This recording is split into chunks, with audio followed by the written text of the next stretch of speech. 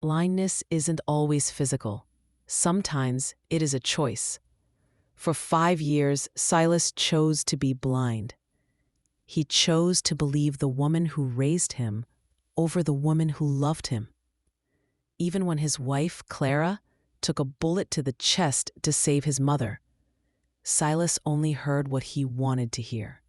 "She hired them," his mother whispered, wiping fake tears from dry eyes. "It was a setup, Silas. She did this." And Silas believed her. He looked at his wife's blood on the hospital floor and didn't see a sacrifice. He saw a traitor. He leaned over her hospital bed and whispered words that would haunt him for the rest of his life. But the thing about willful blindness is, when you finally open your eyes, the light burns. And by the time Silas finally sees the truth, Clara won't be waiting for him. She'll be safe in the arms of the only man in the family who knew how to protect her, his own brother. Everyone has an opinion when love starts to break. As you listen to this story, I want you to decide something for yourself. Was he wrong or unforgivable? Subscribe if you enjoy angsty billionaire romance audiobooks. And share your thoughts in the comments as the story unfolds. Now, let's continue. The bullet entered Clara's chest at 9:47 p.m. on a Tuesday. She didn't think, didn't hesitate. She saw the gun rise, saw it aim at Victoria Blackwood, Silas's mother, the woman who had made Clara's life a calculated hell for 5 years. And Clara's body moved on instinct. The impact felt like being hit by a car made of fire. Clara hit the marble floor of the Blackwood estate, and the world tilted sideways. Blood bloomed across her white dress like spilled wine, warm and wrong. She could hear screaming, multiple voices layering over each other, but she couldn't make sense of the words. Then Silas was there, kneeling beside her, his hands hovering over her body like he didn't know where to touch, where it was safe. His face was paper white, his eyes wide and glassy. "Clara," he choked out. "Clara, why did you?" She tried to smile, tried to tell him it was okay, that she'd do it again, that she loved him, but her lungs felt full of cement and broken glass. The words drowned before they could surface. The last thing she saw before the darkness pulled her under was Victoria standing over her, perfectly unharmed. And the last thing she heard was her mother-in-law's voice, silk smooth and venomous. "Call the ambulance. And someone get that gun before the police arrive." Clara woke up 3 days later to fluorescent lights and the mechanical beep of monitors. Her chest was wrapped so tightly she could barely breathe. Every inhale felt like swallowing razors. She turned her head, slowly, because even that small movement sent lightning through her ribs, and saw Silas. He was sitting in the chair by the window, not the one beside her bed. His suit was wrinkled, his tie loose. He wasn't looking at her. "Silas?" Her voice came out as a rasp, barely human. He flinched, actually flinched, like her voice had struck him. When he finally turned to face her, his eyes were different, cold. The warm brown she'd fallen in love with had frozen into something unrecognizable. "You're awake," he said flatly. Not "thank God," not "I was so scared." Just a statement of fact, delivered like a weather report. Clara's heart monitor stuttered. What happened? Is your mother?" "My mother is fine." His jaw tightened. "No thanks to you." The words didn't make sense. Clara blinked, trying to clear the fog from her mind. The morphine made everything feel distant and dreamlike. "I don't understand." Silas stood. He didn't come closer. Instead, he pulled something from his jacket pocket, a folded piece of paper, and placed it on the table beside her bed. Not in her hand, on the table, like he couldn't bear to touch her. "The police found evidence," he said. his voice as emotionless as a stranger's.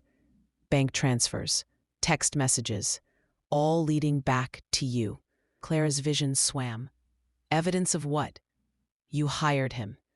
Silas's words were surgical, precise, designed to cut. The gunman. You staged the entire thing. My mother explained everything, how you've been planning this for months, how you wanted to look like the hero while framing her, how you've been poisoning me against her all along. The room tilted.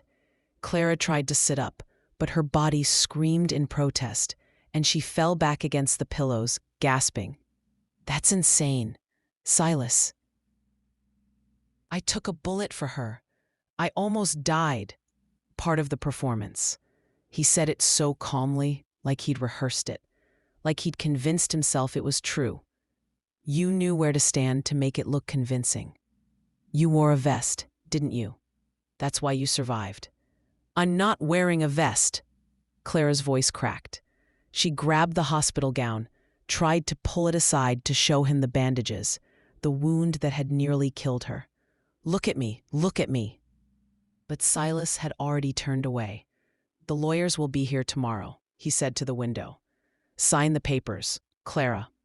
Make this easy for both of us. Papers. The word felt foreign in her mouth. Divorce papers. He straightened his tie with hands that didn't shake. I want you out of my house, out of my life, and out of my family. My mother was right about you from the beginning. I should have listened.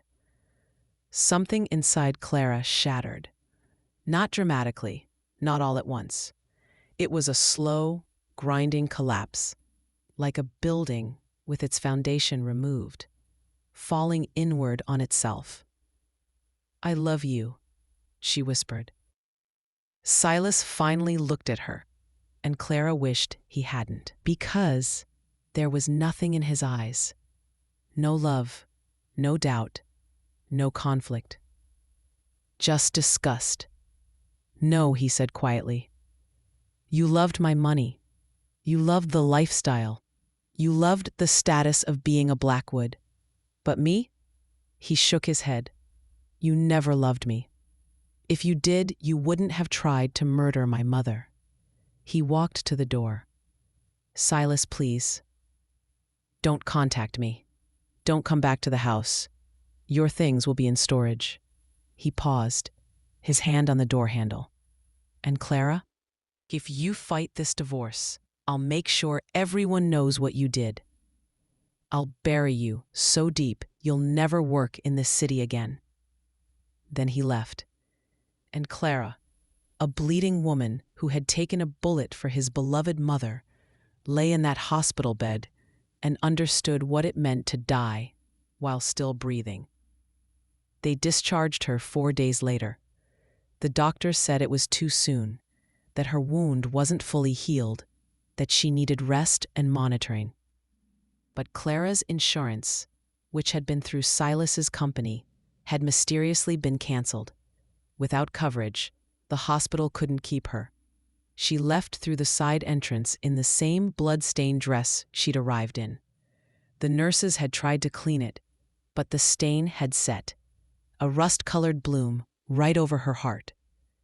Clara stood on the sidewalk with a plastic bag containing her phone, dead, her wallet containing $43, and a bottle of painkillers, half empty. It was raining. Of course it was raining. She'd called her parents from the hospital, but her mother's voice had been cold. If Silas Blackwood says you did this, Clara, then you did it. We didn't raise you to be a criminal. Don't call here again. Her friends, the ones she'd made as Mrs. Blackwood, had blocked her number. The storage unit Silas mentioned didn't exist. She'd called. They had no record of her belongings.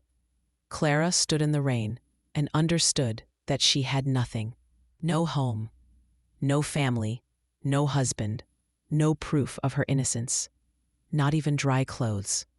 The pain in her chest, both the physical wound and the metaphorical one, had fused into something indistinguishable. She couldn't tell where the bullet hole ended and the heartbreak began.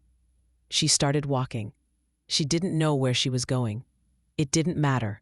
She just needed to move, to put distance between herself and that hospital, between herself and the ruins of her life. The rain soaked through her dress.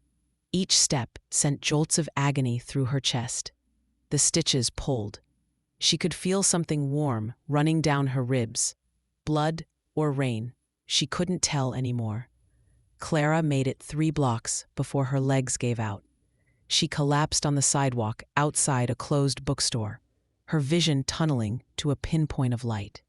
She could hear car horns, distant voices, the hiss of tires on wet asphalt. And then, nothing.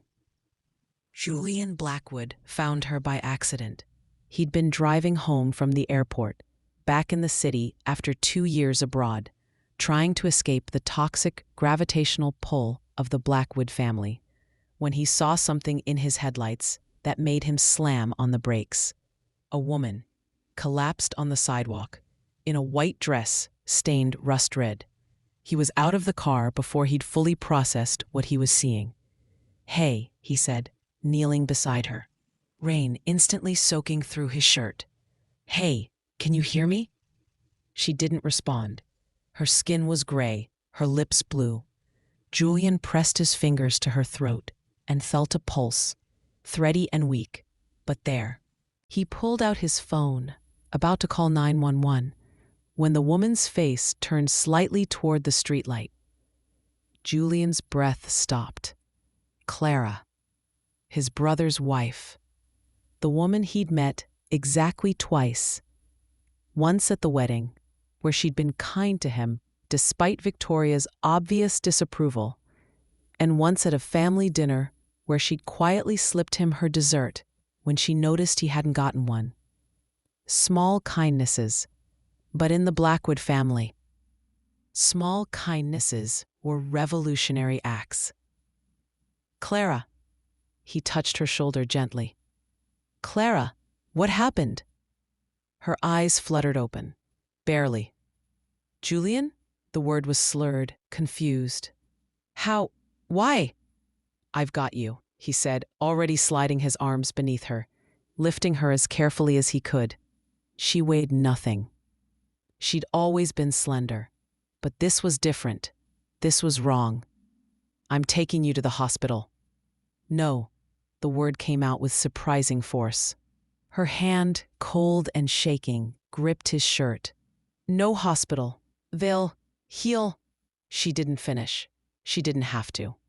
Julian looked at her face, at the hollow cheeks, the bruised eyes, the absolute terror, and made a decision that would change everything.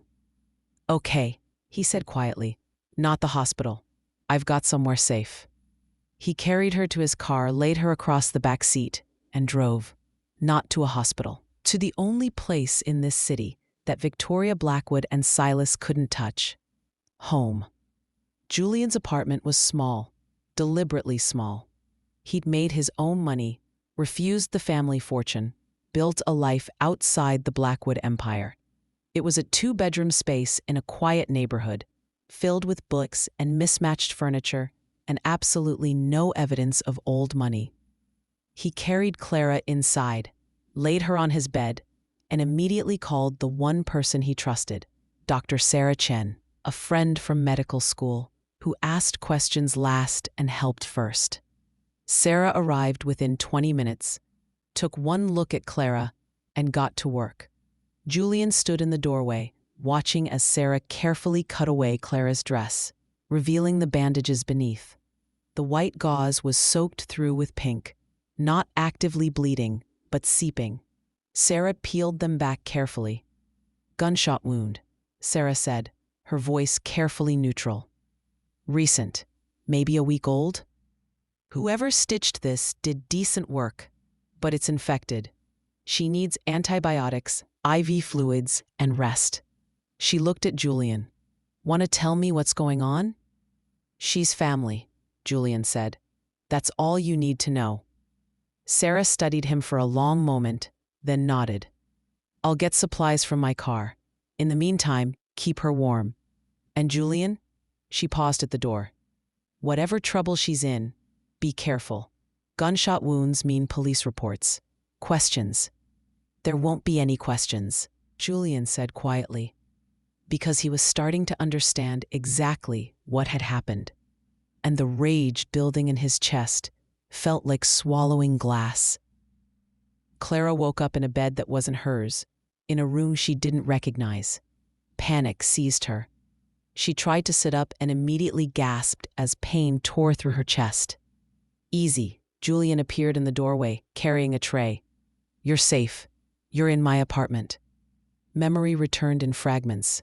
The rain, the collapse. Julian's face in the headlights. Why? Clara's voice was hoarse. Why did you help me? Julian set the tray down. Soup, crackers, water. And sat in the chair beside the bed. Not too close. Giving her space. Because you needed help, he said simply. And because I know my family. Clara's eyes filled with tears. She tried to stop them, but they came anyway, hot and bitter and unstoppable. He thinks I tried to kill his mother. He thinks I hired the gunman. He won't listen. He won't even look at me. And I don't know how to prove. You don't have to prove anything to me, Julian interrupted gently. I know you didn't do it. How? Because I know Victoria. Julian's jaw tightened. I know what she's capable of. And I know my brother is so desperate for her approval that he'll believe anything she says, no matter how insane. Clara stared at him. You believe me? Just like that? Just like that. Something in Clara's chest, something that had been wound tight since the hospital, since Silas's cold eyes and colder words, finally loosened. She sobbed once, then covered her face with her hands, trying to hold it together, and failing completely. Julian didn't try to comfort her, didn't tell her it would be okay. He just sat there, solid and present, while she fell apart. When she finally stopped crying, when there were no tears left, Julian handed her a tissue. You can stay here as long as you need, he said. No questions, no expectations. Just rest, heal, figure out your next move. I don't have a next move, Clara whispered. I don't have anything. You have time, Julian said. That's something. And for the first time in a week, Clara almost believed him. If you were her, would you have walked away right then? Or would you still be trying to prove your innocence to someone who stopped believing in you? Tell me in the comments. 3 months later, Silas sat in his office and felt nothing. The divorce had gone through. Clara hadn't fought it, hadn't contacted him, hadn't tried to defend herself, which proved his mother was right. Guilty people run. So why did he feel like he was drowning? Silas, his assistant, knocked on the door. Your mother is here. Victoria swept in wearing Chanel and a smile that didn't reach her eyes. She'd been visiting more often since the divorce, making sure he was okay, she said, making sure he was eating, making sure he hadn't changed his mind. Darling, she said, kissing his cheek. You look thin. Are you sleeping? I'm fine. Of course you are. She settled into the chair across from his desk. You did the right thing, you know. That woman would have destroyed you. Silas said nothing. I spoke to Candace yesterday, Victoria continued. Douglas's daughter? Beautiful girl. Very accomplished. I thought perhaps you might like to meet her. Nothing serious, of course. Just dinner. I'm not interested in dating, Mother. Nonsense. You're young. You shouldn't be alone. And Candace comes from good stock. I said no. Victoria's smile tightened. Silas, you can't mourn that woman forever. She tried to kill me. She's a criminal. You need to move on. Something in Silas snapped. Then why haven't the police charged her? Victoria blinked. What? It's been 3 months, Mother. You said there was evidence. Bank transfers, text messages, but the police haven't done anything. There hasn't been an arrest. There hasn't even been an investigation. Silas leaned forward. Why? Well, Victoria's voice faltered. I'm sure they're building their case. Or there is no case. Silas's voice was quiet, dangerous. Or the evidence doesn't exist. How dare you? Victoria stood, her face flushing. After everything I've done for you, after raising you alone, after that woman tried to murder me. Show me the proof. Silence. Show me, Silas repeated. The bank transfers, the texts. Show me right now, or admit you lied. Victoria didn't move. She didn't blink. She just reached into her purse, pulled out a slim gold lighter, and clicked it open and shut.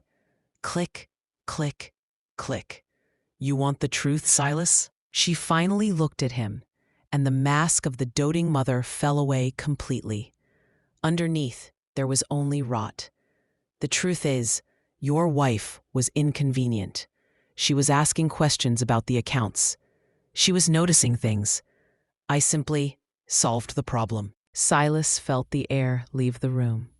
You hired him? I hired a professional to stage a robbery, she corrected, as casually as if discussing a dinner menu. Clara wasn't supposed to get shot. That was her own stupidity, playing the martyr. She laughed. A short, sharp sound. But it worked out beautifully, didn't it? She took the bullet. I got the insurance money to settle my accounts. And you finally got rid of that peasant girl. I did us both a favor. She stood up, smoothing her skirt. And don't worry about where she ended up. Your brother has a soft spot for strays, doesn't he? He scraped her off the pavement the night you kicked her out. She's probably sleeping in his bed by now. So really, everyone is exactly where they belong. Silas stared at her. He tried to breathe, but his lungs had turned to stone. Julian had her. Silas stared at her. He tried to breathe, but his lungs had turned to stone. The room spun. A violent, sickening tilt. She took a bullet for you, Silas whispered. His voice sounded like it was coming from underwater. She was bleeding out on the floor. And you stood over her and lied. I protected the family, Victoria snapped. I protected you. Do you think you could have handled a scandal? An embezzlement charge? No. You're weak, Silas. You've always been weak. That's why I make the hard choices. Silas stood up. His legs felt numb. He looked at the woman who had raised him, the woman he had worshipped, the woman he had destroyed his marriage for, and he didn't see a mother. He saw a parasite. Get out, Silas said. Oh, stop being dramatic. You'll get over it. You always. Get out. The scream tore through his throat, raw and animalistic. He grabbed a crystal vase from his desk, a gift from Clara for their first anniversary, and hurled it at the wall beside Victoria's head. It shattered. Victoria flinched, genuinely terrified for the first time. She scrambled back, grabbing her purse. You're insane. You're just like your father. She fled the office. Silas stood in the silence, his chest heaving, surrounded by the shards of the last gift Clara had ever given him. And then the reality hit him. He fell. He didn't just sit down. His knees buckled. He hit the carpet hard. He pulled his phone out, his fingers shaking so badly he dropped it twice. He opened his photo gallery, scrolled back 5 years. Clara smiling at their wedding. Clara laughing in the rain. Clara sleeping on his shoulder on the plane. And then, the image that burned into his retina. Clara in the hospital bed, begging him to look at her. Look at me. Oh God, he choked out. The sound was ugly, wet. Oh God, what have I done? He curled into a ball on the floor of his corner office, surrounded by millions of dollars and absolute ruin. And he screamed. Silas hired a private investigator. It took 2 weeks. 2 weeks to uncover what Silas should have seen from the beginning. What he would have seen if he hadn't been so desperate to believe his mother loved him more than she loved control. The investigator's report was thorough, brutal, undeniable. Victoria Blackwood had been embezzling from the family company for 5 years. Small amounts at first, then larger. She'd racked up gambling debts. Serious ones, with serious people. People who didn't forgive or forget. She'd hired the gunman herself, paid him $50,000 to stage a robbery at the estate. The plan was simple. He'd shoot her with blanks, she'd play the victim, and she'd claim the insurance payout to cover her debts. But Clara had jumped in front of the gun. And the gunman, panicked, terrified, had used a real bullet instead of a blank.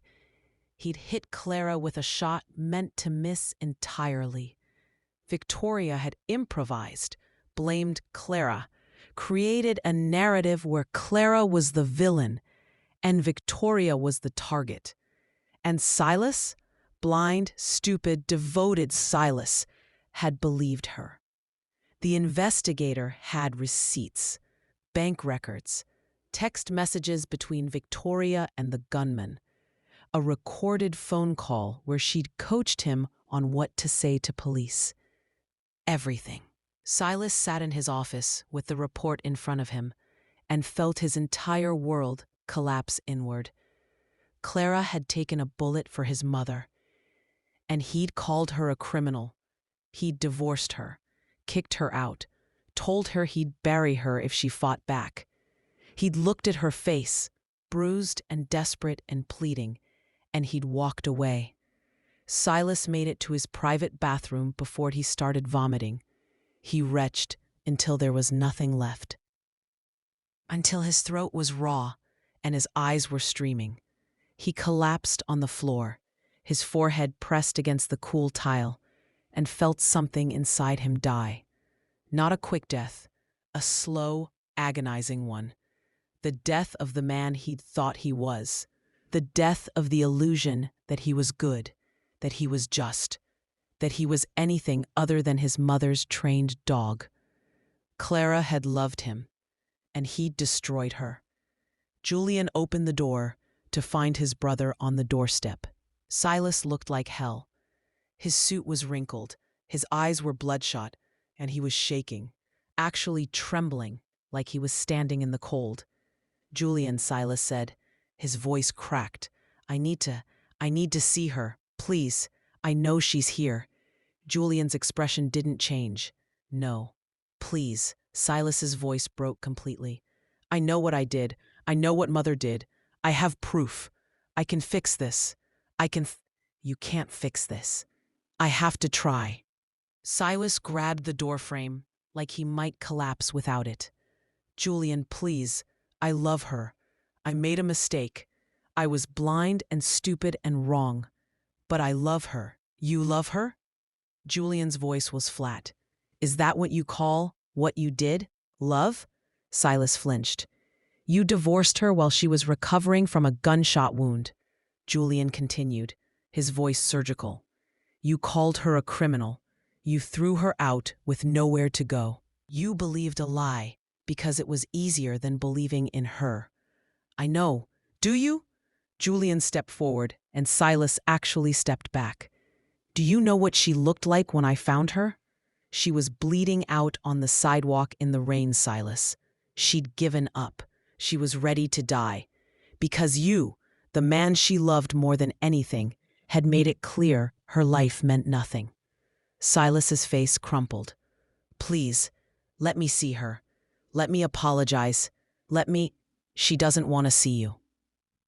A words hit like a physical blow. "I don't believe you," Silas whispered. "Then you're still blind." Julian started to close the door, but Silas grabbed it. "I'll do anything. Anything. I'll grovel, I'll beg. I'll spend the rest of my life making this right." "She doesn't need your groveling," Julian said quietly. "She needs peace. She needs safety. She needs to heal. And you need to accept that some things, once broken, don't get fixed." "Julian, she's not yours anymore, Silas. She stopped being yours the moment you chose Victoria over her." Julian closed the door. The sound was final, like the lid of a coffin slamming shut. Silas stood on the porch. It had started to rain again, a cruel echo of the night he had thrown her out. He raised his hand to knock again, to pound on the door until his knuckles bled, to scream until she heard him. But then he stopped, because through the sheer curtain of the front window, he saw movement. He saw Julian walk back into the living room. He saw him sit on the couch, and then he saw her. Clara. She walked into the frame. She was wearing one of Julian's oversized sweaters, her hair loose and messy. She didn't look terrified anymore. She didn't look like the broken thing he had left in the hospital. She looked peaceful. She sat down next to Julian, tucked her legs under her, and rested her head on his shoulder. Julian said something, and Clara laughed. Silas hadn't heard her laugh in 2 years, and watching them, seeing the brother he had despised protecting the wife he had discarded, Silas finally understood the punishment. It wasn't that she hated him. It was that she was safe now, and she was safe from him. Silas lowered his hand. The rain soaked through his suit, chilling him to the bone, but he didn't move.